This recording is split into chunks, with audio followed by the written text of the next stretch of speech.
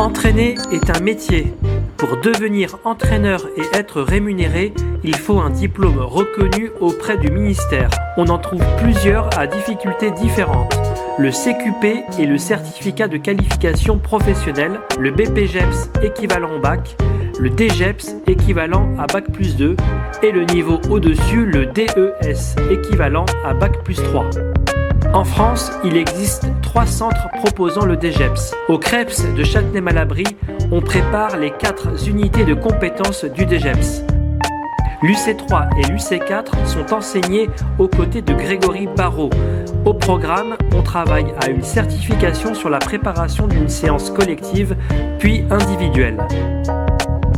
L'UC1 et l'UC2 sont aussi enseignés au CREPS et on travaillera la méthodologie de projet. Une fois l'ensemble des unités de compétences validées, le stagiaire sera titulaire du diplôme.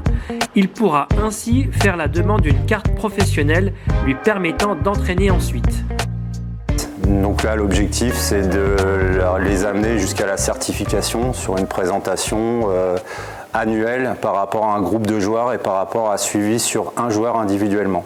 Donc l'objectif, c'est de leur apprendre à monter des séances cohérentes avec des objectifs, mettre en place des cycles entiers de séances et voir carrément des planifications sur 6 mois, voire 1 an, et que tout ça rentre en cohérence avec le public qu'ils ont encadré et les faire évoluer sur l'ensemble de la saison. Donc là, c'est surtout basé sur l'entraînement, comment on encadre un groupe, où on peut emmener les joueurs, sachant que le DGEPS, on est plus axé sur de la performance par rapport au BPGEPS. Donc là, on essaye vraiment de développer les facultés techniques et tactiques d'un joueur pour l'emmener vers le plus haut niveau possible, le plus vite possible. Donc il y a l'encadrement lui-même et l'UC4, ça concerne un petit peu plus ce qui est sur la sécurité dans l'encadrement. En gros, sur les deux microcycles après, ça retombe sur des semaines sur des semaines classiques, ouais. Du coup, je vais essayer soit de l'avoir ne serait-ce que 30-45 minutes, genre pendant une séance adulte où je peux la prendre au panier, faire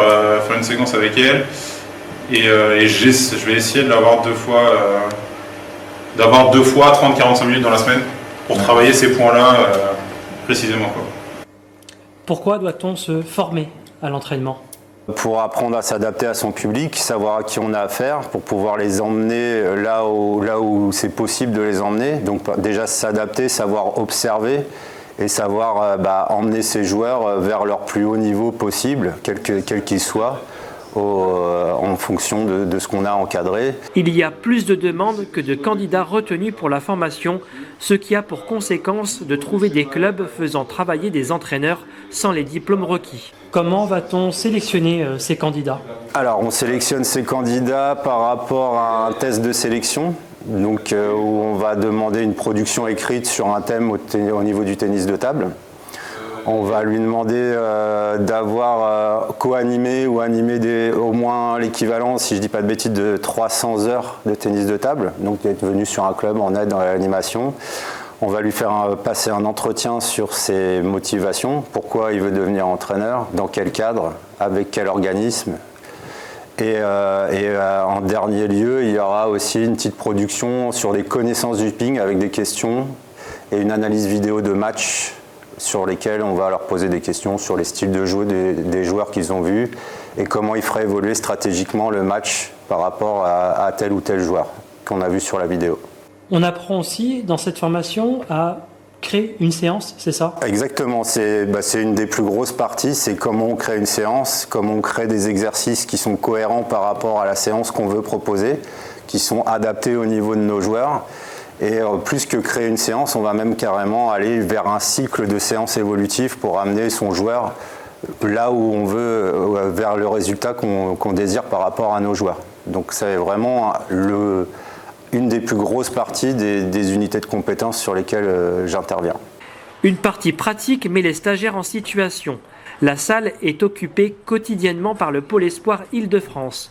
Il faut donc trouver quelques créneaux dans l'année afin que des intervenants puissent apporter leur expérience. Qu'est-ce qui est dur dans cette formation? Quelle est la difficulté principale? Alors la difficulté dans cette formation, c'est qu'ils doivent préparer un diplôme Bac+2 sur une seule année avec 2 jours de cours par semaine. Donc il faut leur apporter un maximum de compétences en très peu de temps. Le timing est très serré. Et ils ont beaucoup de production à faire. Et en même temps, la plupart des stagiaires qui sont là, même tout le monde, doit en plus intervenir sur une structure en club, en encadrement. Donc il faut réussir à rentrer tout ça en faisant en sorte qu'ils soient à l'heure quand même pour leur encadrement en club, en leur apportant quand même des choses et en leur demandant de reproduire aussi ce qu'on a essayé de voir dans la journée. Donc tout ça, c'est dans un timing très serré. Ça les tire sur leur organisme. On les voit là au fur et à mesure des semaines quand même fatigués de plus en plus parce qu'en plus de ça, derrière, il y a du suivi en compétition, il y a de la compétition aux adifs, ça reste des compétiteurs, il y a beaucoup de joueurs qui veulent encore jouer. Donc tout ça sur une année, c'est très très dur à faire tenir et à les garder dans un bon état de forme toute l'année. Il y a beaucoup d'échanges aussi entre les stagiaires, entre eux et avec toi. Énormément. Alors ça, c'est un petit peu... J'ai essayé d'instaurer cette méthode-là entre nous, c'est qu'on aborde vraiment la théorie, on fait des cours théoriques vraiment en matinée et après on est beaucoup sur de la production, de l'échange d'idées, d'échange par rapport à ce qui est présenté. Les stagiaires s'aident beaucoup entre eux sur vers quoi ils peuvent s'orienter, qu'est-ce qu'ils auraient pu faire de mieux ou qu'est-ce qu'ils auraient pu faciliter dans leur séance. Et puis moi, je suis un petit peu là, entre guillemets, en chef d'orchestre, où j'essaye de choper, entre guillemets, l'avis de tout le monde par rapport à ce que présentent les autres stagiaires. Du côté du coût de la formation, celle-ci peut être financée par le club, mais aussi via le compte personnel de formation ou bien par Pôle emploi, mais aussi de manière personnelle par le stagiaire. Retrouvez plus d'informations sur les sites gouvernementaux, mais aussi plus spécifiquement sur le site de la Ligue Île-de-France dans la rubrique Centre de formation.